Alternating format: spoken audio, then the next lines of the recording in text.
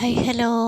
ഇന്നെനിക്ക് രാവിലെ അടുക്കളപ്പണിക്ക് കൂടാൻ ഏറ്റവും കലിയും ദേഷ്യവും ഉള്ളൊരു ദിവസമായിരുന്നു. കാരണം എൻ്റെ ഉറക്കം അങ്ങനെ ശരിയായിട്ടില്ലേ, ഒട്ടും ശരിയായില്ലായിരുന്നു ഉറക്കം. ഈ മമ്മിക്ക് ഞാൻ എൻ്റെ പല വീഡിയോകളിലും പറഞ്ഞ പോലെ രാത്രിയിൽ തീരെ ഉറക്കമില്ല. 100 തവണ ചോദിക്കും സമയം. നമ്മളൊന്ന് ഉറങ്ങി വരുമ്പോഴത്തേക്കായിരിക്കും കുലുക്കി വിളിച്ച് ചോദിക്കുന്നത്. ഇന്ന സമയം പറഞ്ഞ് എല്ലാം സെറ്റാക്കിയിട്ടേ ഉറങ്ങാൻ വരത്തുള്ളൂ. കുറേ തവണ ചോദിക്കും. നമ്മൾ ഉറക്കമാകുമ്പോഴത്തേക്ക് പിന്നെ ആ ഒരു ഉറക്കം വിട്ടുപോകും. പിന്നെയും ചോദിക്കും. ഇത് തന്നെ പരിപാടി. രാത്രിയിലൊരു 4 തവണയൊക്കെ ചോദിക്കും. പിന്നെ നമ്മുടെ ഉറക്കം നടക്കത്തില്ല.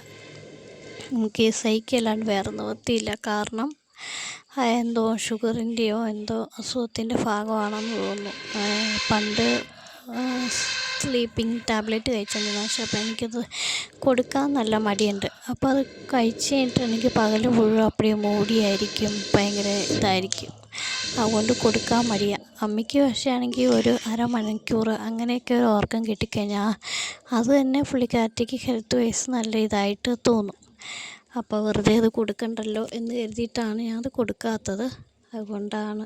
അപ്പോൾ വിറക് അടുപ്പാണേ നമ്മൾ കുറേ നാളുകളായിട്ട് ഉപയോഗിച്ചുകൊണ്ടിരുന്ന. ഇതിപ്പോൾ എന്നിട്ട് പിന്നെ ഈ വീടിൽ വേറൊരു അടുപ്പുണ്ട്. അപ്പോൾ അത് ഉണ്ടാക്കിയ സമയത്ത് അത് മൂടിക്കളഞ്ഞാണ്. അപ്പോൾ ഈ കഴിഞ്ഞിടയ്ക്ക് നമുക്ക് ആ ഒരു പ്രശ്നം വന്നില്ല ഗ്യാസിൻ്റെ. ആ സമയത്ത് നമ്മളത് തുറന്ന് ഈ പഴയ അടുപ്പ് തന്നെ ഉണ്ടാക്കിയ മറ്റേ അടുപ്പ് പുകയില അടുപ്പായിരുന്നു. ഇതിൻ്റെ തൊട്ടപ്പുറം തന്നെയാണ്. അപ്പോൾ അത് പുകയില്ലാത്ത അടുപ്പുണ്ടാക്കിയതിൽ എന്തോ നിർമ്മാണത്തിൽ എന്തോ പ്രശ്നം വന്നതുകൊണ്ട് അത് നമ്മുടെ പുരയ്ക്കകത്ത് എല്ലാം പുക തിങ്ങി നിറയുകയൊക്കെ ആയിരുന്നു. അത് കഴിഞ്ഞിട്ട് പിന്നെ ഇത് നമ്മൾ വീടുണ്ടാക്കി പ്രതിഷ്ഠിക്കുമ്പോൾ നമ്മുടെ പള്ളിയിൽ നിന്നൊക്കെ ആൾക്കാരൊക്കെ വന്ന് നമുക്ക് പ്രതിഷ്ഠിച്ച് തരില്ലേ വീട്, അപ്പോൾ ഉണ്ടായിരുന്ന അടുപ്പായിരുന്നിത്.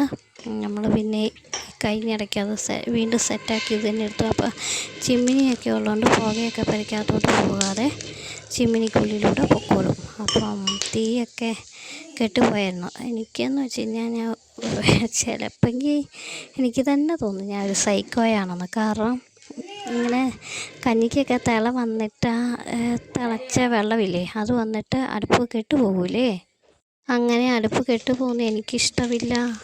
അതിനൊന്നും അറിയത്തില്ല. അപ്പോൾ ഞാൻ വീണ്ടും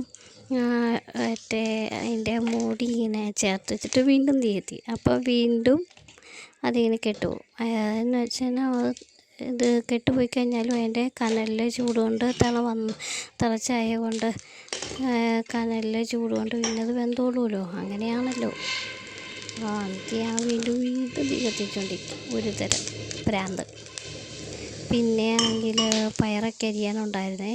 അതൊക്കെ അരിഞ്ഞ് വെച്ച് ഞാൻ പയറാണെങ്കിൽ എൻ്റെ വല്യമ്മച്ചി പഠിപ്പിച്ച കേട്ടോ. ഇങ്ങനെ ഞാൻ പണ്ടൊക്കെ കുഞ്ഞായിരുന്നപ്പോൾ അരി കൊടുത്തുകൊണ്ടിരുന്ന ഓരോ പയറെടുത്തെടുത്ത് അരിയാകുമ്പോഴത്തേക്ക് ഇന്നിപ്പോൾ ഉണ്ടാക്കേണ്ട പയർ കറിയാണെങ്കിൽ പിറ്റേന്ന് ഉണ്ടാക്കാനേ പറ്റത്തുള്ളൂ. അമ്മാതിരി സമയം എടുക്കുമല്ലോ. അപ്പോൾ അമ്മച്ചി മിക്കപ്പോഴും ഇങ്ങനെയാണ് അരിയാറ്, എല്ലാം കൂടെ കൂട്ടിപ്പിടിച്ച് ഇതുപോലെ. അപ്പം ഞാൻ പിന്നെ അതങ്ങനെ ട്രൈ ചെയ്ത് പിന്നെ അത് ശീലമായി. ഇപ്പം അതിങ്ങനെയാണ് പയറെടുത്ത് അരിയുന്നത്. അതുകൊണ്ട് വേഗം പണി തീർക്കുവേ. ഇനിയിപ്പം ബാക്കി മമ്മിയാണെങ്കിൽ പൊന്നുമോൾ എങ്ങനെയെങ്കിലും ഒന്ന് അരിഞ്ഞ് തന്നോട്ടെ എന്ന് ഓർത്തുകൊണ്ട് കുറച്ച് കാപ്പി വെള്ളമൊക്കെ എടുത്ത് വെച്ച് തന്നേക്കും. അതാ ചുമന്ന ഗ്ലാസ്സിലിരിക്കണതേ. എന്നിട്ട് അതും കുടിച്ച് ചെയ്തു. പിന്നെ പുള്ളിക്കാരി പെട്ടെന്ന് തേങ്ങയൊക്കെ ചിരണ്ടി തന്നു. ഞാൻ ഉള്ളിയും മുളകും എല്ലാം കൂടിയിട്ട് കറി ആക്കി വെച്ച്